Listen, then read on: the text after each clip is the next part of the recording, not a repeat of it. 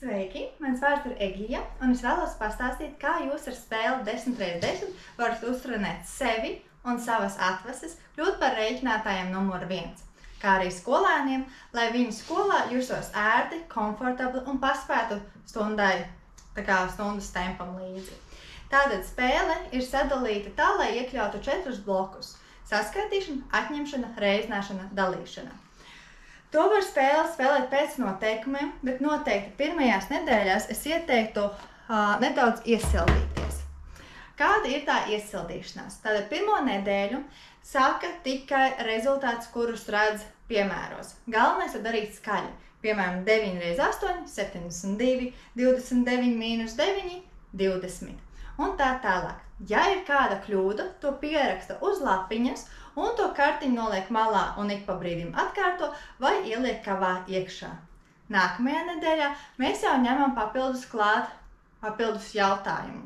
Piemēram, tas pats 9x8, 72 un tiek uzdots papildus jautājums, ar kādiem skaitļiem dalās 72. 72 dalās, piemēram, ar 3 un ir 24. Jā. Galvenais izvairīties, lai bērns nedala ar 2 un ar šiem skaitļiem, ko jau redz, lai papildus domā. Ja tas ir sarežģīti, tad varat iedot uzdevumu to pašu, ko pa nedēļu pildījāt iepriekšējā nedēļā, tikai šīs atbildītas, un katru dienu papildus 3 skaidrus uzrakstīt uz lapas, un bērns pats raksta visus iespējamos variantus, ar ko var dalīt. Tā noslēdzas 2. nedēļa.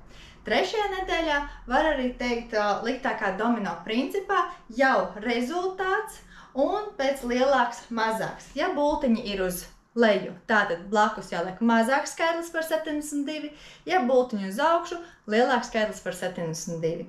4. nedēļā jau var sākt pēc spēles noteikumiem, ka šeit ir jāliek cipari, kas ir mazāki par 72 un dalās ar nepāras skaitli, un šeit ir jāliek cipari, kas ir lielāki par 20 un dalās ar nepāras skaitli, un tur, kur ir romiešu skaitlītis 1, tas ir ar nepāras skaitlīti. Un tā jūs mājās smuki trenēties. Varbūt tā, ka ir nedēļa, varbūt vairāk, varbūt mazāk, to jūs skatāties individuāli pēc tā, kā jums labi iet.